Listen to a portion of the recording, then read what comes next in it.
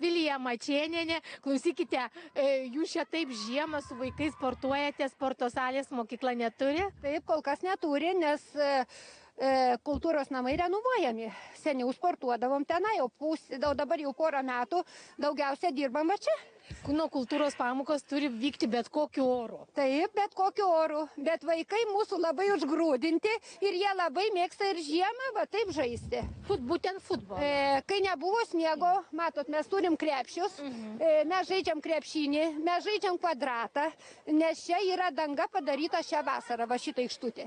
Ir džiaugiamės turėdami tokią aikštutę. Na, be futbolo, ką jūs pravedate, kaip pamoka vyksta? Su rogutėm slidinėjame, ten yra kalniukas, vaikai taip pat labai mėgsta leistis nuo kalniuko, bet dabar, kai atidarė šitą aikštutę, tai žinokit, negalim iš tos aikštutės niekur pabėgti. Vaikai tiesiog prašo ir jūs patys sakėt, važiavom ir pamatėm. Taip, sakom, nu, kai čia dabar žiemą laukia, pamoka vyksta. Taip, vaikai kažkaip tiesiog geranoriškai jie sutinka eiti į lauką. O kadangi aš manau, lauko sąlygos, grynas kaimo oras, vaikams sveikata. Žinokit, jeigu pažiūrėjus mūsų mokyklos lankomumą, tai labai mažai praleidinėjama pamokų dėl ligos. Jie labai turbūt yra užsigrūdinę, kadangi mes va taip sportuojam. Ir tikriausiai namuose. Gerai, ateik truputį, ateik nebelė. Ateik, pasakyk tu man. Mėgsti būti žiemą lauke? Taip. O ką veiki lauke žiemą? Kokias pramogas? Lipdau sniegą žmogų ir ant ledo čiuožinėjau. O kur ledas čia jūsų kaime? Megonio kaime ten. Ai, tu gyveni toliau, ar ne? O kur yra? Yra išliejamas čiuožykla? Yra. O tau patinka labiau žiema ar vasara? Žiema.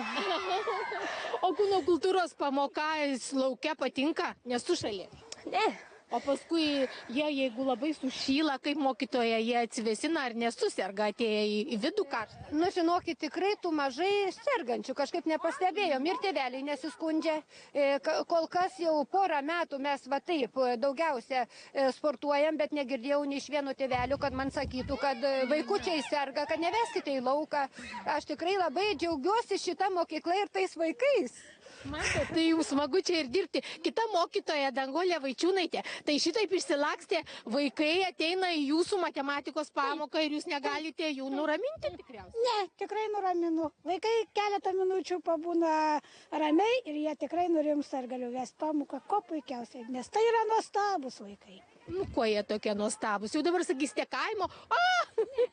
Kaimo vaikai nesugadinti? Ne, negalima sakyti, kad jie sugadinti ir miestų vaikai nesugadinti. Sako, blogų vaikų nėra. Blogi mokytojai? Taip, gali būti blogi mokytojai, bet, arba aplinka, sakykime, bet vaikai tikrai negeri. Ir drausmė susitvarko? Tikrai taip, jau 33 metus čia. Šitoje mokykloje? Taip, šitoje mokykloje, taip, kad vaikai visokių praėjo ir jų tėvus mokinau, taip, kad jie tikrai geri. Dar noriu mergaitės, palauk, panelė, nebėk, ateik čia. Argi futbolas mergaitiškas žaidimas? Ne visada. O tai kodėlgi tada žaidi futbolą? Tai draugiškas kartais žaidimas ir labai įdomu. Nu, kas čia įdomaus? Spirti vartus. O tu jau įmušiai kokį įvartį? Aha. Įmušiai netgi? Nu, tai o kokios pramogos tau žiemą patinka? Vas sako, jūs mėgstate būti lauke. Kodėl mėgstate būti lauke? Galim su rogiam pačiužyti, pažaisti futbolą tarp čianaisą. Tada galim pažaisti karo...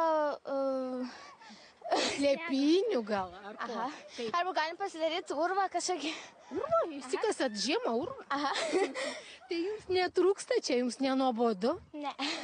Nenuobodu. Tai yra daug... Atsiranda, ką daryti. Visada sugalvojate, ką daryti. Na gerai, gal dar įvartį įmušė, ar ne? Tai matote, kokios yra kaimo vaikų pramogos ir tuo labiau, kad bendruomenė šitos mokyklos kiek mums susidarė toks įspūdis, kad yra labai draugiška ir vaikai, ir mokytojai. Tai yra tarsi viena šeima, nes mokykla labai mažytė, yra tik tai netoli 100 moksleivių. Ir dar priedo čia mokosi yra integruoti neįgalieji vaikai. Taigi, Reda, mes toliau žaidžiame, rezultatus pranešime kitą kartą. Štai tokios smagios žiemos pramogos Pasvalio rajone, na išties pavydu moksleiviai savo. Štai ką reiškia sniegas. Gali viską daryti ir žaisti, netgi futbolą.